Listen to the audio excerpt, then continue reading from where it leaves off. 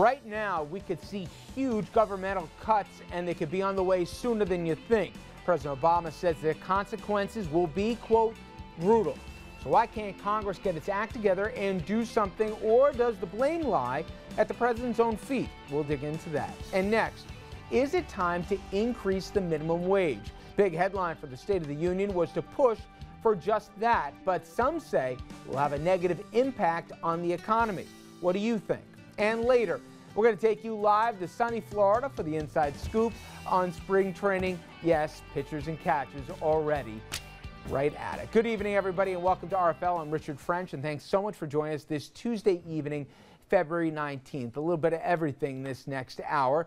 But if you're not familiar with the term sequester, or if you don't know really what it means, you should, but you'll catch up here, as I said, in this next 60 minutes. So here is the short answer here. The sequester is the next big fiscal mess that will dominate headlines both from D.C. to your local dailies. It's the next economy crashing problem that will threaten to derail the recovery. And once again, like the debt limit, the fiscal cliff before it, it's an entirely ginned up problem that only exists because Democrats and Republicans can't seem to make deals on just about anything nowadays. So in a moment, we're going to hear from the president who spoke on the issue today. But first, let's give you that crash course on the sequester from our own senior political correspondent, Andrew Whitman. Well, Rich, more and more it looks like the sequester is coming, and avoiding it is beginning to look like a long shot.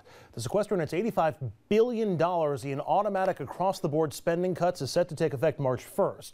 But Congress is in recess this week, so despite the fact that it is only February 19th, there are only 4 working days for Congress to get a deal done to avoid the sequester. Again, that sequester adds up to $85 billion in automatic across-the-board spending cuts. How across the board are they? These are the only areas of government spending not impacted by the sequester. Everything else will wind up getting some element of the chopping block. So just what will be cut? Well, this is a small sample, from federal worker layoffs to port and border security, education cuts, FEMA cuts, air, water, and food inspections, farm subsidies, which could mean higher food prices, small business loans, the FBI and law enforcement, even meals and nutrition programs for women, the poor, the elderly, and kids, basically everything the government does.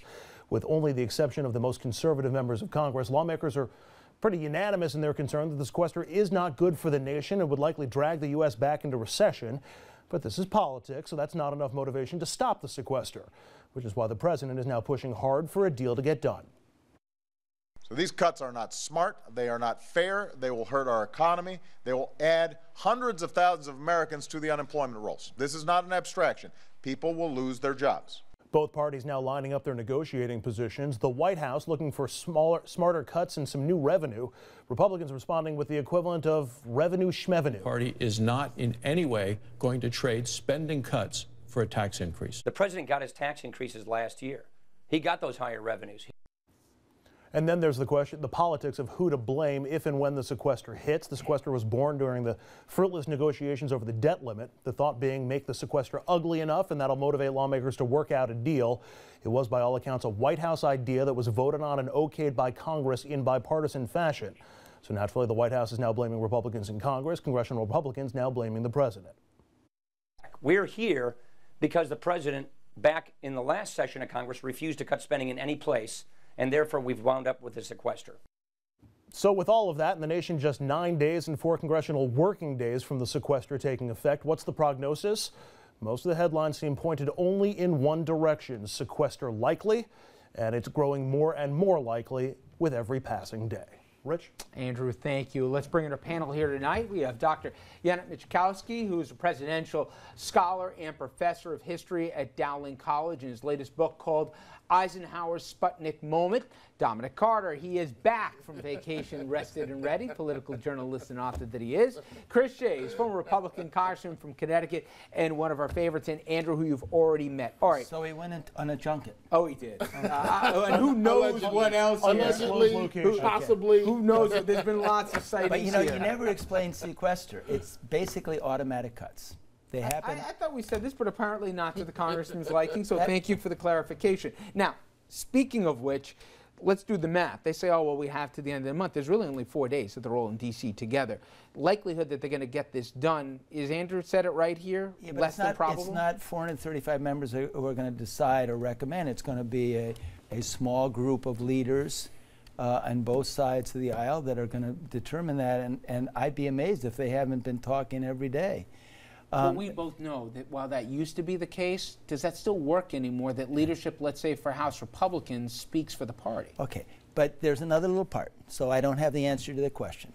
But the other part is the president got his tax increases. He wanted a balanced approach. Now the expectation was he was going to come in with his spending cuts. And he's then coming in with revenue increases again, and some slight spending cuts. But remember, these are not cuts. They're slowing the growth of spending. That's the thing everybody loses. There will be more money in the budget. It's just not going to be as much growth as in the past. That's the amazing thing about this.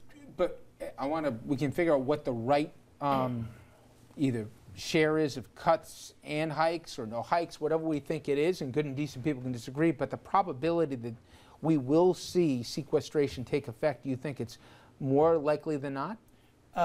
If the president is simply going to say, I want to solve this by another round of revenue, the answer is yes. And by the way, it's $85 billion over the course of the year, not the day, not March 1st.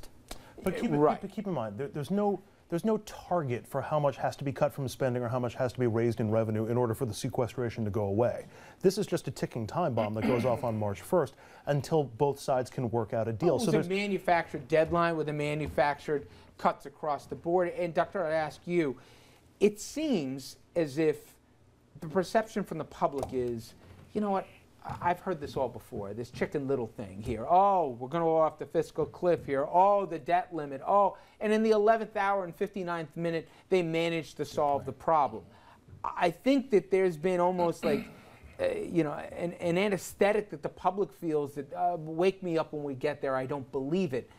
I think the public's going to be surprised if this takes effect. It doesn't all happen at once here, but there will be consequences, there will be layoffs, and we've seen here before with natural disasters, you need FEMA, you need, Lord knows with their military, if there's an incident. No one wants to hear after the fact those responses may have been compromised because of some of the dislocation with sequestration. I'm not so sure the public's ready for what might happen. Yeah, I think conceptually the public likes the idea of cutting budgets. Most polls show that people want to get the deficit down, want to get government spending down. I think one of the real dangers is derailing the economic recovery, which is very fragile. We were used to in the past 2 decades, in the 1980s we had that severe recession in 81, 82, and then another recession in 1990, and then we had long periods of expansion after this. We're expecting a long period of expansion after this, after a very long and deep recession. And the danger is that expansion, that recovery could get throttled by this.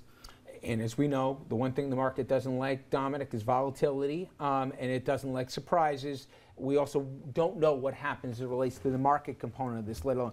But who gets the blame? Because in this case, the president can't claim he couldn't have seen this thing coming. He signed off on this. In fact, he put it before Congress, and more than 170 House members from the Republican side voted for the thing. So it's not like both hands aren't dirty in this. Who gets blamed here come March if this thing becomes a reality? All hands are dirty in this process, Richard. And I, as you were saying this, Professor, I couldn't agree more. Everyone wants cut. Oh, wait a minute, you're cutting my program? And then it's a different possibility. To answer your question, I think all sides will take a hit on this. I mean, the president leads, but you can't lead by yourself. And the congressman is correct. He wanted his tax increase. He got his tax increase. So now you got to put some spending cuts on the table. I just don't see either side giving. But the reason why I believe Republicans will take a bigger hit is because they are seen more as the obstructionists right now. And if there's one thing we can say here, Richard, what this proves, all politics are local. What's really behind all of this are guys like McConnell and your friend, the South Carolina Senator, Lindsey Graham. What's really behind this, these guys are looking over their shoulders and they're looking at the possibility of a primary from a Tea Party person, and so they have to toe the line, tough, cut. Can I add just another little part? What's behind it? What's behind it is that we can't sustain this spending. And give credit to some members. You don't gain by saying you want to cut in most of your districts. Honestly, they want to find a solution to something that's going to happen in the near future. And that will be far more catastrophic than any sequester. Fair enough, but a lot of them also want to leave defense off the table here, and you can't with as big of a pie that a slice of the pie that it makes up for discretionary spending here. You got to draw down the war. Too. Yeah, you got to draw down the war. That war cost a fortune. And I've always maintained, whether it's right or wrong, this is the best chip that the Republican Party has to play. Because if they capitulate on this from a strategic standpoint, what other cards do they have to play if they're going to force the president here? There's only two: sequestration and the debt ceiling. Yep. But the downside of playing both of those cards is pretty damaging, and I think they risk being victims of their own success. They get what they want politically, but they might do damage to the nation or to the economy in the overall. They'll do damage to themselves politically, but they think it's the right thing. All right. As well. We're going to jump to a break. When we come back, though, the real question is, some say, where is the leadership from the White House on this? Should the president get more involved right now? And the other side says, every time he opens his mouth, he hurts negotiations because red state Democrats and Republicans will be seeing that they're following the president's leadership. Where should his involvement be in the sequester debate here and in more hot button topic debates here going on in Washington? We'll get on that right after this.